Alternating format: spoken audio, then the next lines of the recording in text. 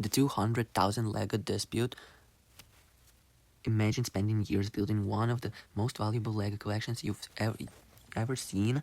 Rare Star Wars sets, exclusive minifigures, sealed collector boxes, shelves filled with Lego that took years to find, years to protect, and years to grow. Now, imagine trusting a store with that collection, believing they would sell it fairly, believing everything was safe. And then suddenly, the collection is gone.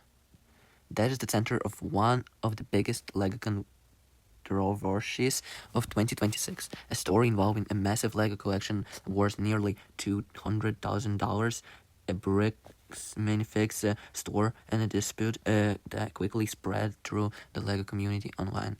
According to collector Brian Mansell, his family had built up a huge Lego collection over many years. This wasn't just random Lego. It included rare and valuable sets, especially Lego Star Wars. Some were retard sets the collectors had searched for a long time. Some were sealed and worth far more than their original price. Some included rare minifigures that collectors consider incredibly valuable. Together, the collection was estimated to be worth around $200,000. That kind of collection is more than plastic bags for collectors. Lego can become part hobby, part investment, and part personal history. Every set can carry a memory, a birthday, a trip, a year spent saving money, a rare find, a piece that took months to hunt down. Collectors know how much effort goes into building something like that. Because of that, trust matters. When collectors buy, sell, or trade expensive Lego, they depend on honestly and clear agreements. That's why this story became such a big deal. According to the claims made publicly, the Lego collection was placed with a Bricks&Minifigs location under a consignment agreement. That meant the store would help sell the Lego and the owner would receive payment. For many collectors, that kind of agreement can make sense. A store already had customers. Collectors visit often. Rare sets can be displayed. The store handles selling and the collector receives money. Simple. At least that's how it is supposed to work.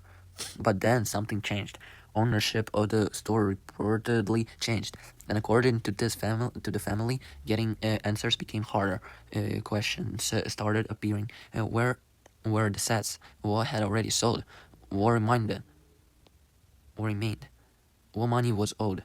What happened after the ownership transition? The family says the situation became a major dispute, and the store spread quickly. Lego collectors online noticed immediately. Videos started appearing. People shared reactions. Collectors started talking in comments sections and Lego communities. The conversation exploded because this wasn't about a broken Lego piece. This wasn't about one missing minifigure. This involved a massive collection and serious money. And for collectors, that makes people pay attention first. The story became even bigger when Bricks&Minifigs publicly responded. The company disputed the accusations. It said the situation involved a former franchise owner and that there had not been a court ruling proving wrongdoing. Their response made the conversation even more intense. Now both sides were publicly describing the situation differently. Collectors online debated every detail. Some people strongly supported the family. Others said legal disputes can become complicated. Some wanted contracts, some wanted proof. Some believed responsibility should stay with the business no matter who owned the store.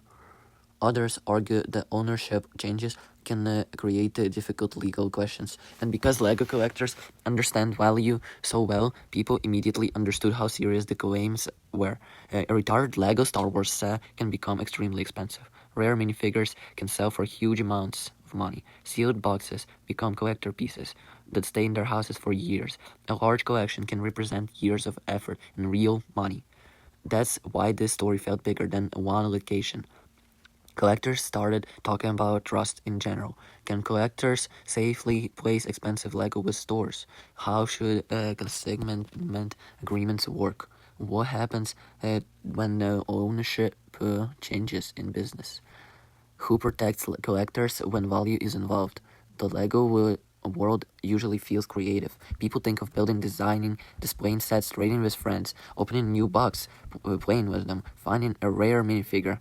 But stories like this remind collectors that the hobby can also involve real financial risk. Because when valuable collections are involved, trust matters as much as the bricks. And once trust is damaged, the entire collector community notices. And the internet kept following the story. Collectors watched for updates. People searched for responses.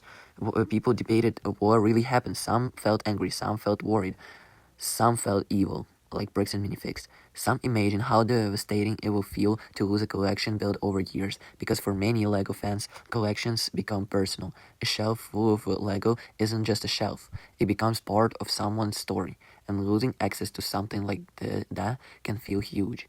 That emotional side is one reason this story spread so fast. Even collectors with smaller collections understood that feeling. They imagined rare sets disappearing.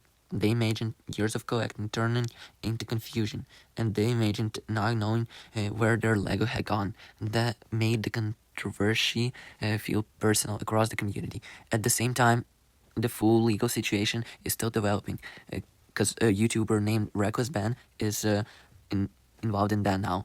He's searching of evidence and he's trying to publicly assault Bricks and Minifigs so Brian would get his Legos back. And that matters, because online stores can move fast before everything is fully confirmed. Collectors continue watching for updates, and many people are waiting to see how the dispute ends. But one thing is already clear.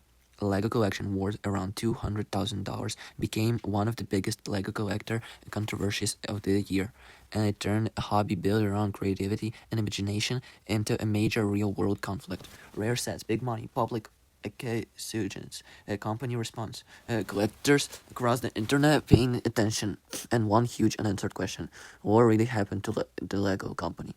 The Lego community is still watching, still waiting, and still looking for answers. Who do you think this collection now belongs to? Should Bricks and Minifigs give the Brian his Legos back, or should they give him the money back? What should they do? Say it in the comments. Have a nice one. Bye.